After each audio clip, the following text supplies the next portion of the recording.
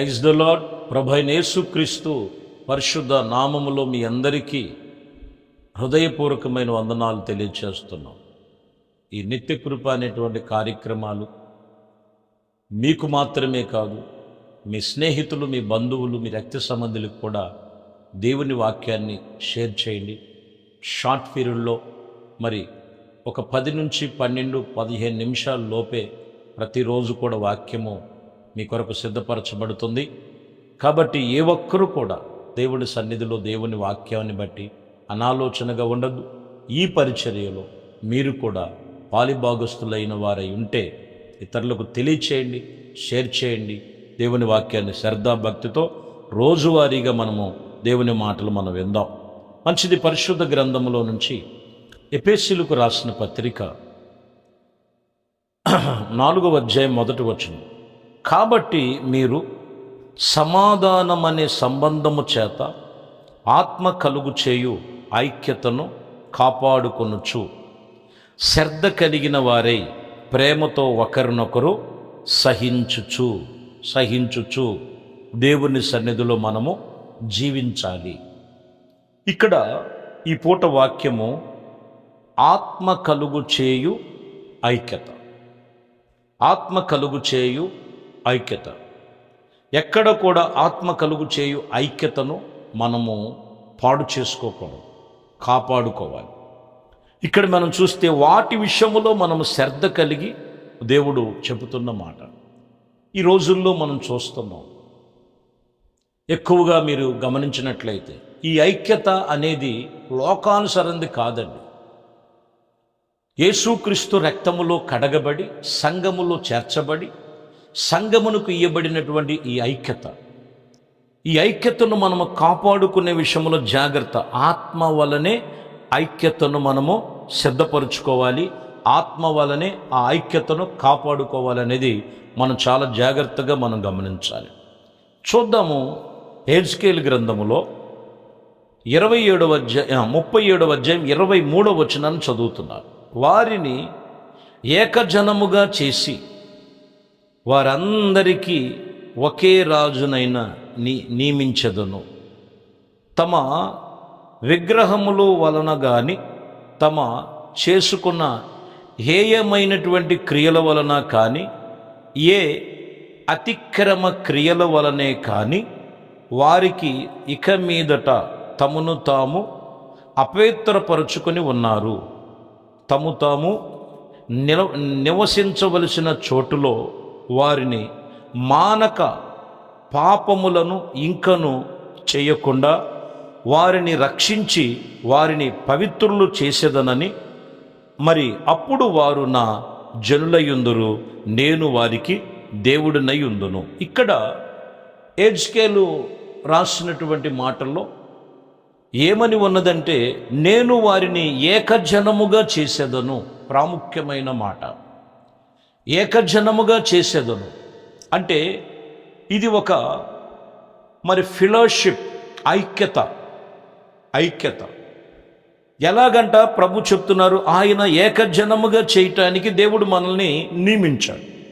అయితే అక్కడ ప్రజలు ఏం చేశారంటే దేవునికి హేయమైన క్రియలు చేశారు, దేవునికి విరోధమైన పాపములు చేశారు, దేవునికి వ్యతిరేకంగా చేసి ఉండగా ఇక మీదట మీరు ఆ పాపములు చేయకుండా మీరు దేవుని వైపు తిరిగి వారిని దేవుడు రక్షించి మిమ్మల్ని మీరు ఆ అపవిత్రమైన వాటిని అన్నిటి నుంచి పవిత్రపరుచుకోగలిగితే వారు నాకు జనులై ఉంటారు, నేను వారికి దేవుడినై ఉండు. అంటే ఐక్యత ఎక్కడ పోతుందని అంటే మీరు గమనించాలి. దేవుడికి ఇష్టం లేని పనులు చేయటం, దేవునికి ఇష్టము లేనటువంటి తలంపులు కలిగినటువంటి ప్రజలు ఇక్కడ ఉన్నారు. అందుకని దేవుడు ఆత్మ సంబంధం, ఆత్మ కలుగు చేయు ఐక్యతను పాడు చేసుకుంటాం. అంటే హేయ క్రియలు, అతిక్రమ క్రియలు, దేవునికి విరోధమైన పనులు, దేవునికి వ్యతిరేకమైనటువంటి తలంపులు వాళ్ళ మనసులో కూడా కొన్నిసార్లు మీరు చూడండి, ఏం పర్వాలేదులే పైకి భక్తిగానే కనపడుతుంటారు, కానీ మనసులో కొన్ని ఆలోచనలు ఉంటాయి. ఇవి మంచివా చెడ్డవా అనేది కూడా మనం సరిచూసుకోవాల్సినటువంటి తలంపులు ఉంటాయి. అందుకని ఇక్కడ మనం గమనించాలి. ఒకటి, ఆ ఐక్యతను మనం దేవుడు ఆత్మ సంబంధమైన ఐక్యతను కాపాడుకోవాలంటే ముందు దేవునికి హేయమైనవి, అంటే అతిక్రమ క్రియలను విడిచిపెట్టాలి. 11వ అధ్యాయం 19వ వచనంలో మీరు చూడండి, ఇక్కడ గమనిస్తే ఎజ్కేలు గ్రంథములో 11:19, వారు నా కట్టడాలను నా విధులను అనుసరించి గైకొనినట్లు నేను వారి శరీరములో నుండి రాతి గుండెను తీసివేసి మాంసము గుండెను ఇచ్చెదను. వారు వారికి ఏక మనస్సు కలుగు చేసి వారి యందు నూతన ఆత్మను పుట్టిస్తాను. ఎప్పుడు కలుగుద్దంట? మీరు గమనించాలి. నా కట్టడాలు నా విధులు, ప్రభు అంటారు, నా కట్టడాలు నా విధులు మీరు గ్రహించి మీరు వాటి ప్రకారంగా నడుచుకోగలిగితే వారిలోనున్న రాతి కలిగినటువంటి గుండెను తీసివేసి మాంసపు గుండెను ఇవ్వటమే కాదు, వాళ్ళని ఏకపరిచి ఏక మనస్సు కలుగు చేసి వారిని నూతన ఆత్మ పుట్టిస్తానని చెప్తాడు. ఎప్పుడు కలుగుద్దంట? వాక్యం ఇక్కడ చెప్తున్న మాట, ముందు ఆయన కట్టడాలేంటి, ఆయన విధులేంటి, ఆయన చూపించినటువంటి మార్గం ఏంటి, దాన్ని మనము ఆచాతూచి తప్పుకోకుండా మనం అనుసరించినప్పుడు వాక్యం చెప్తున్నటువంటి మాట, ఏ విషయంలో కూడా దేవుడు నిన్ను విడిచిపెట్టడు. చాలామంది దేవుణ్ణి నమ్ముకున్నాం, ప్రార్థన చేస్తున్నాం, కార్యాలు కొరకు చూస్తుంటారు, కానీ కార్యాలు ఎప్పుడు జరుగుతాయో తెలుసా ప్రియులారా? నువ్వు ఆయన కట్టడాలు ఆయన విధులను అనుసరించి నడుచుకొని దేవుడు ఆత్మపూర్వమైనటువంటి దేవుని మాటలు వింటున్నప్పుడు నువ్వు ఐక్యతను, యేసయ్యతో ఐక్యత ఉండాలి, సంఘముతో ఐక్యత ఉండాలి, పరిశుద్ధాత్మిక ఐక్యత కనుక కాపాడుకున్నటకు మనం మంచి మనస్సాక్షి కలిగినటువంటి అనుభవంలో ఉన్నప్పుడు దేవుడు ప్రతి ఒక్కటి కూడా నూతనమైన కార్యాలతో పాటు నూతనమైన ఆత్మను కూడా పుట్టిస్తారు ఆయన. అట్టి కృపలో దేవుడు మనల్ని ఉండటానికి పిలిచాడు ఆయన. చూడండి, 1 కొరింథీయులకు రాసిన పత్రిక 1వ అధ్యాయం 10వ వచనంలో చదివితే, సహోదరులారా మీరందరూ ఏకభావముతో మాట్లాడవలెనని మీలో కక్షలు లేక మనస్సుకు ఏక మనసుతో మీరు ఏక తాత్పర్యముతో మీరు సన్మర్థులై ఉండవలెనని మన ప్రభు అయిన యేసుక్రీస్తు పేరట మిమ్మల్ని బ్రతిమిలాడుకొనుచున్నాను లేదా వేడుకొనుచున్నాను. ఇక్కడ దైవజనుడు ఏమని చెప్తున్నాడండి? సహోదరులారా మీరందరూ ఏకభావముతో మాట్లాడాలి, ఏకభావముతో మీలో ఉండాలి, కానీ కక్షలు లేకుండా ఉండి మీరు ఏక మనస్సుతో ఏక ఆత్మతో మీరు ఉండాలి. దానికి సమర్థులై ఉండటానికి ప్రభు పిలిచారు. ఈ రోజుల్లో మనం చూస్తే వీళ్ళలో కక్షలు, దేవుని పిల్లలు కక్షలు. సంఘములో ఒక సంఘములో ఉన్నారంటే ఆమంటే ఏముగ పడదు, ఏమంటే ఆమెకు పడదు. అర్థమైందండి? కొంతమంది సేవకుల్లో చూస్తే వాళ్ళంటే వీళ్ళకు పడదు, వీళ్ళంటే వాళ్ళకు పడదు. ఇది ఆత్మ సంబంధమైనటువంటిది కాదు, దేవుని ఆత్మకు దూరము చేసేటువంటి పనులు ఇవి. అందుకని ఇక్కడ ఏమంటున్నాడంటే, మీరు ఏక మనస్సు గలవారై ఉండాలి. మన ప్రభు అయిన యేసుక్రీస్తుతో మనం ఏకమై ఉండాలి. మనం ఏకమై ఉండగలిగితే ఆత్మ సంబంధము కలుగు చేసే ఐక్యతను మనము కాపాడుకోగలుగుతాం. ఈరోజు వాక్యం ఏంటంటే, ఆత్మ వలన ఐక్యతను మనం కాపాడుకోవాలి, సంఘ ఐక్యతను కాపాడుకోవాలి, మంచి సహవాసాన్ని కాపాడుకోవాలి, ఆత్మీయతను మనం చాలా జాగ్రత్తగా కాపాడుకోవాలి. కొంతమంది సంఘానికి దూరం అయిపోయి మంచి ఆత్మీయ సహవాసాన్ని కోల్పోతారు, మంచి సేవకులను కోల్పోతారు, మంచి దేవుని ఉపదేశము చెప్పేటువంటి సేవకులను వదిలేసి కల్పనా కథల వైపు దురద చెవులు కలిగిన వారై వాళ్ళు మనసును త్రిప్పుకుంటారని మరి దైవజనుడు పౌలు గారు చెప్తున్నారు వాక్యం. కాబట్టి ఇక్కడ ఆత్మ వలన ఐక్యతను కాపాడుకోవాలి, మంచి సహవాసాన్ని కాపాడు.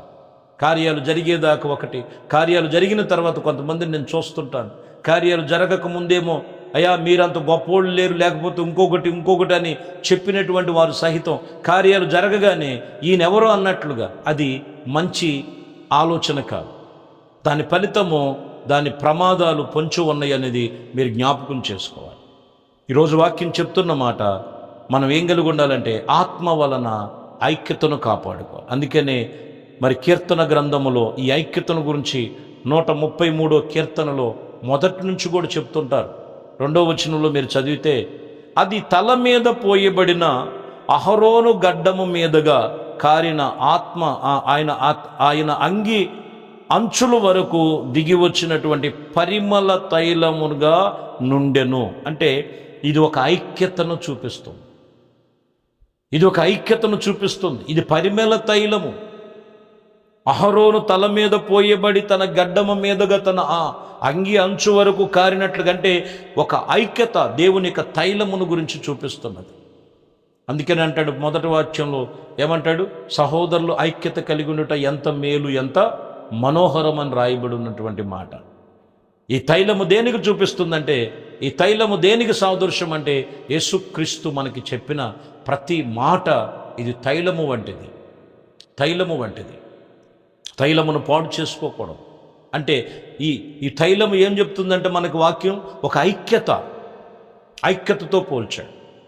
ఈ ఐక్యత ఎప్పుడు పాడైపోతుందంటే మీరు గమనించాలి. బుక్కావాని తైలములో సచ్చిన వేగులు పడినగానే కుళ్ళు కంపు కొట్టినట్లుగా తైలమంతా పాడైపోయింది.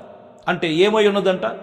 ఈరోజు ఐక్యత ఎక్కడ పోతుందంటే ఆ మాటలు ఈ మాటలు పనికిరానటువంటి స్వభావాలు ఆ మనసులో పెట్టుకొని మంచి ఐక్యతను పాడు చేసుకుంది. కాబట్టి ఈరోజు వాక్యం చెప్తున్న మాట, ఆత్మ వలన ఐక్యతను కాపాడుకోండి. సంఘమే కావచ్చు, మంచి సేవకులు, దేవుడు నీకు ఇచ్చినటువంటి దైవజనులు, దేవుడిచ్చినటువంటి ఆత్మీయతను, దేవుడి సన్నిధిలో ఏ కల్మషము లేకుండా, ఎటువంటి అపవిత్రత లేకుండా నువ్వెప్పుడు కూడా తైలము వంటి తల మీద పోయబడి గడ్డము మీదుగా అది అహరోను అంచు అంగి అంచుగా మరి కారినట్లుగా వాక్యం చెప్తూ ఇది ఐక్యతను చూపిస్తుంది.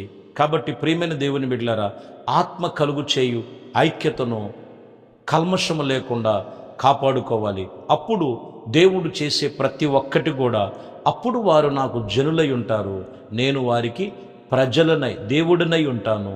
ఇంకను మనం గమనిస్తే వారికి నూతన ఆత్మను నేను కలుగు చేస్తానని వాక్యం చెప్తుంది. కాబట్టి దేవుని సన్నిధిలో ఎక్కడ నీ సంఘ సహవాసమును ఆత్మీయతను పాడు చేసుకుంటున్నావో ఆ ఐక్యతను కాపాడుకో.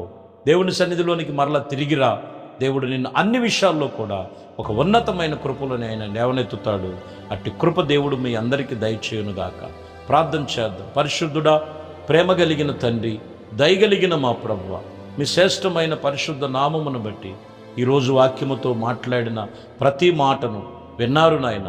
వినిన ప్రతి ఒక్కరిని కూడా అయ్యా ఆత్మ వలన ఐక్యతను కాపాడుకోమని చెప్తాను. ఆ ఐక్యతను ఎక్కడ పాడు చేసుకొనక అయా వాటిని కాపాడుకునే విషయంలో జాగ్రత్త కలిగి సంఘ సహవాసములోనే కాదు, దేవునితో సహవాసమే కాదు, ఆత్మ సంబంధమైన ఐక్యతను పరిశుద్ధాత్మదేవ మీరేనైనా వారి హృదయములు బయలుపరిచి ఇంకా ఎటువంటి కక్షలు, దేశములు, కలహములు, మత్సరములు తీసివేసి ఆత్మ సంబంధమైన ఐక్యత కలిగి ఉండటానికి ప్రతి బిడ్డ మీద మీ ఆత్మను కుమ్మరించి మీ కృపలు స్థిరపరచము.